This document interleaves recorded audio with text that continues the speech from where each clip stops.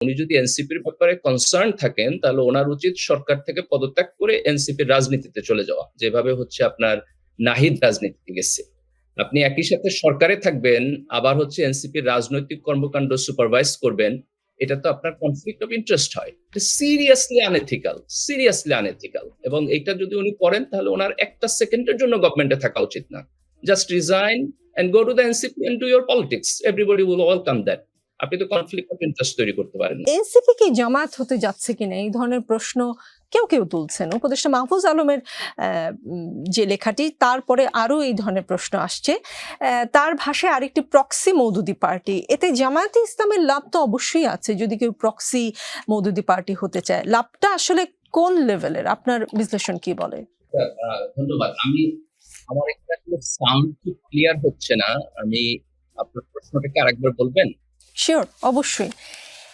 NCP কি জামাতের কোনো একটি অংশ হতে যাচ্ছে কিনা বা জামায়াতপন্থী কোনো দল হতে যাচ্ছে কিনা, এই কথাটি উপদেষ্টা মাহফুজ আলমের একটি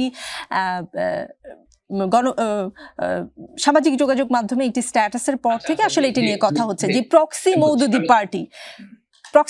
পার্টি, এতে করে জামাতের লাভ হবে ডেফিনেটলি, জামাতপন্থী আরেকটি দল হলে। কিন্তু আসলে লাভের লেভেলটা কিরকম হবে সেটা একটু বুঝতে চাচ্ছি। জি, ধন্যবাদ আমাকে ইনভাইট করার জন্য এবং যারা আমার সহ আলোচক আছেন এবং দর্শক যারা শুনতেছেন। দেখেন, আমার কথা যে এখানে প্রথম যে জায়গাতে আমাদের ফোকাস করা দরকার সেটা হলো যে উপদেষ্টা মাহফুজ আলম যে বক্তব্যটা দিচ্ছেন এটা ওনার জুরিসডিকশনের মধ্যে পড়ে কিনা। উনি যদি একটা অন্তর্বর্তী সরকারের উপদেষ্টা হন তাহলে ওনার দায়িত্ব হচ্ছে দুইটা। একটা হচ্ছে এই সংস্কার প্রক্রিয়াকে সামনে আগায় নিয়ে যাওয়া, এবং দ্বিতীয় দায়িত্ব হচ্ছে যে আগামী নির্বাচন যাতে সুষ্ঠুভাবে হয় সেটার আয়োজন করা। NCP as a political party কিভাবে তার ফাংশন পরিচালনা করবে, তার রাজনৈতিক দর্শন কি অথবা কার্যক্রম কি, এটা তো মাহফুজ আলমের জুরিসডিকশনের মধ্যে পড়ার কথা না। উনি যদি এনসিপির ব্যাপারে কনসার্ন থাকেন তাহলে ওনার উচিত সরকার থেকে পদত্যাগ করে এনসিপির রাজনীতিতে চলে যাওয়া, যেভাবে হচ্ছে আপনার নাহিদ রাজনীতিতে গেছে। আপনি একই সাথে সরকারে থাকবেন, আবার হচ্ছে এনসিপির রাজনৈতিক কর্মকাণ্ড সুপারভাইজ করবেন। এটা তো আপনার কনফ্লিক্ট অফ ইন্টারেস্ট হয়। Seriously unethical. এবং এটা যদি উনি করেন তাহলে ওনার একটা সেকেন্ডের জন্য গভর্নমেন্টে থাকা উচিত না। Just resign and go to the NCP and do your politics. Everybody will welcome that. আপনি তো কনফ্লিক্ট অফ ইন্টারেস্ট তৈরি করতে পারেন না। সেকেন্ড হলো, এখনকার জন্য রাজনীতিতে আমরা যদি দেখি জুলাইয়ের পরবর্তীতে মোস্ট ইম্পর্টেন্ট পয়েন্ট হলো যে জুলাইয়ের যে সনদ হলো, যে আলাপ আলোচনা হলো, যে ঐক্যমত্য কমিশনের আলোচনা হলো, আমরা এটা কিভাবে বাস্তবায়ন করবো সেটা হচ্ছে মূল পয়েন্ট। রাজনীতিতে ঐক্যের প্রশ্ন আসবে, ধরেন জামাতের সাথে এনসিপির ঐক্য হবে কিনা, জামাতের সাথে চরমোনার ঐক্য হবে কিনা, বা এরা কেউ বিএনপির সাথে যাবে কিনা, সেটা আরো পরে আসবে। কিন্তু আমার বোধ হয় যে আমাদের এই মুহূর্তে ফোকাসটা থাকা দরকার যে জুলাই সনদ বাস্তবায়ন প্রক্রিয়া নিয়ে আমাদের একটা আলাপ আলোচনা হইতেছে, এবং সেই প্রক্রিয়ার মধ্যে রাজনৈতিক দলগুলোর মধ্যে ডিফারেন্স অফ অপিনিয়ন আছে। বিএনপি পুরোপুরি চাইতেছে যে বাস্তবায়নটা হবে নির্বাচনের পরে, নির্বাচনের আগে কোনো বাস্তবায়ন হবে না। অন্যান্য রাজনৈতিক দলগুলো মোটামুটি ভাবে সবাই চাইতেছে যে বাস্তবায়ন আগে হবে, তারপরে আমরা নির্বাচনে যাব। তো যে রাজনৈতিক দলগুলো আগে জুলাই সনদের বাস্তবায়ন চাইবে তাদের মধ্যে একটা ন্যাচারাল ঐক্য হতে পারে, নট নেসেসারিলি যে এটা নির্বাচনী ঐক্য হবে। এটা জুলাই সনদ বাস্তবায়নের ইস্যুতে এজেন্ডা ভিত্তিক একটা ন্যাচারাল ঐক্য হওয়া উচিত।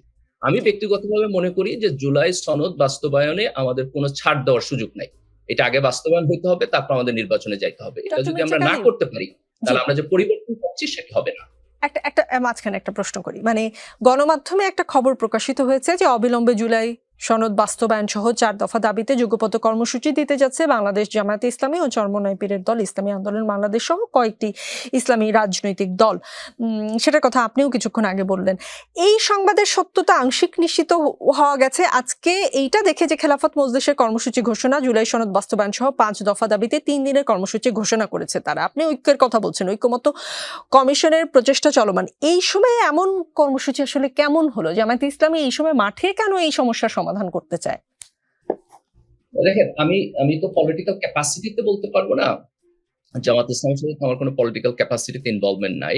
আমি হচ্ছে অবজারভার হিসেবে যেটা বলি, সেটা যদি বলি তাহলে আমি বলবো যে জুলাই সনদ নিয়ে বিএনপির সাথে অন্যান্য রাজনৈতিক দলগুলোর একটা বিশাল মতপার্থক্য আছে, যেটা কিভাবে বাস্তবায়ন হবে। এই মতপার্থক্য যদি আলাপ আলোচনার মধ্য দিয়ে সমাধান হইতে পারে তাহলে সবচাইতে ভালো। আলোচনার মধ্য দিয়ে সমাধান হলে এটা রাজপথে যাওয়াই উচিত না। কিন্তু যদি আলাপ আলোচনার মধ্য দিয়ে এটা সমাধান না হয়, তাহলে জুলাই সনদ বাস্তবায়নের জন্য যারা চায় যে আমি নির্বাচনের আগে বাস্তবায়ন করব, তারা একটা প্রেশার হিসেবে পলিটিক্যাল ল্যাঙ্গুয়েজ ইউজ করতে পারে। আমি এটার মধ্যে কোনো প্রবলেম দেখি না। আমি যেটা মনে করি যে এখানে জামাতের একটা দাবি আছে যে তারা চায় নিম্নকক্ষে পিয়ার হোক। এইটার ব্যাপারে কিন্তু জুলাই সনদে সবাই এগ্রি করে নাই। এই কারণে আমি মনে করি জামাতকে এই দাবিটা রাজনৈতিক মাঠে আনা উচিত না যে নিম্নকক্ষে পিয়ার দিতে হবে। এই দাবিটাকে সরায় রাইখা জুলাইয়ের সনদ কিভাবে বাস্তবায়ন করতে হবে এই জায়গায় একটা গ্রেটার ঐক্য আছে অনেকগুলো দলের সাথে। আপনি যদি ঐকমত্য কমিশনের আলোচনা দেখেন তাহলে দেখবেন আমার বোধহয় একমাত্র বিএনপি বাদে ইচ অ্যান্ড এভরিবডি এগ্রিড যে জুলাই সনদ আমাদের নির্বাচনের আগে বাস্তবায়ন করতে হবে।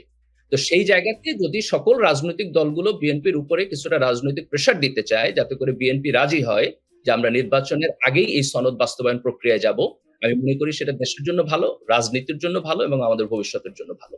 মির্জা গালিব, এবং আমরা বিএনপি জি আমি আরেকটু শেষ করেন। কমেন্ট করি, as a responsible political party আমি মনে করি যে বিএনপির এই পজিশন রিথিঙ্ক করা দরকার। তাদের উচিত ইন্টারনালি পার্টির মধ্যে আলাপ আলোচনা করা যাতে করে এটা রাজনৈতিক ফিল্ডে না গিয়ে তারা কিছুটা কম্প্রোমাইজ করে জুলাই সনদ নির্বাচনের আগেই বাস্তবায়নের একটা প্রক্রিয়ার ব্যাপারে তারা একমত হতে পারে। তাহলে এটা দেশের জন্য ভালো হবে। আপনি মনে করছেন সেটা দেশের জন্য ভালো হবে। ডক্টর মির্জা গালিব, আবারও একটু উপদেষ্টা মাহফুজ প্রসঙ্গে ফিরি। জাতীয় নাগরিক পার্টির আহ্বায়ক নাহিদ ইসলাম আবার অন্য একটা কথাই বলেছেন যে সরকার ও উপদেষ্টা পরিষদের ভেতরে মাহফুজ আলমকে অপদস্থ ও হত্যার মৌন সম্মতি তৈরি করা হয়েছে। এই সরকার ও উপদেষ্টারা মাহফুজদের যথেচ্ছ ব্যবহার করে এখন মৃত্যুর মুখে ঠেলে দিচ্ছে। তিনিও সামাজিক যোগাযোগ মাধ্যমেই কথাগুলো বলেছেন। যে উপদেষ্টা পরিষদ গঠনে ছাত্র নেতাদের ভূমিকাই প্রধান ছিল, তাদের বিরুদ্ধে এমন অভিযোগ আসলে কতটা যৌক্তিক?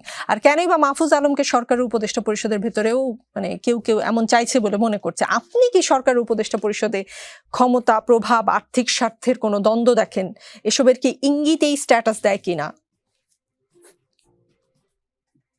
আমাকে আমাকে বলতেছেন? জি জি, মির্জা গালিব, আপনাকেই বলেছি। জি, ধন্যবাদ। আমার মনে হয় এই বক্তব্যটা আসছে ২ টা জায়গা থেকে। আমরা খুব রিসেন্টলি দেখছি যে মাহফুজ আলম যখন আপনার মার্কিন যুক্তরাষ্ট্রে আসছেন, তখন এখানকার স্থানীয় আওয়ামী লীগের যারা আছেন তারা হচ্ছে তিনি যেখানে ছিলেন সেখানে বিক্ষোভ করছেন এবং তাকে শারীরিকভাবে অপদস্থ করার চেষ্টা করছেন। ঠিক একই ঘটনা আমরা দেখছি লন্ডনে। তো এই ২ টা ঘটনাতে সরকারের দিক থেকে তার নিরাপত্তা, তার যেই schedule এটাকে যথেষ্ট পরিমাণ অর্গানাইজ করার ক্ষেত্রে আমরা ঘাটতি দেখছি। এবং এখানে মনে হইছে যে মানে মাহফুজ আলম একজন ব্যক্তি হিসাবে এটাকে অ্যাপ্রোচ করতেছেন এবং টোটাল সরকারের মেশিনারি এবং সরকার এইভাবে যেটাকে প্রোটেক্ট করা উচিত সেভাবে এটা প্রোটেক্ট করতেছেন না। আমার বোধহয় এই অবজারভেশন থেকে নাহিদ আলম এটা বলছেন। আমি ইন্টারনালি ভিতরের খবর জানি না, কিন্তু আমি যতটুকু দেখছি সাদা চোখে তাতে আমার কাছে মনে হইছে যে নাহিদের এই কথার মেরিট আছে এবং এটা মনে হইতেছে যে মাহফুজ একা আওয়ামী লীগের সামনে অসহায়ভাবে দাঁড়ায় আছেন। এটা আমাদের জুলাইয়ের যে স্পিরিট সেটার জায়গা থেকে ঠিক না। আমি একটু আগে মাহফুজের আনপ্রফেশনাল আচরণের সমালোচনা করছি। এটাকে আমি আনএথিক্যাল বলে মনে করি। কিন্তু দ্যাট ডাজ নট মিন যে জুলাইয়ে তার যে কন্ট্রিবিউশন আমরা সেটাকে অস্বীকার করব অথবা এই কন্ট্রিবিউশনকে আমরা তাকে আওয়ামী লীগের সামনে এককভাবে ছেড়ে দিব। এটা উচিত না। আমাদের সবার উচিত এই জায়গাটাতে আমাদের পজিটিভ কন্ট্রিবিউশন রাখা।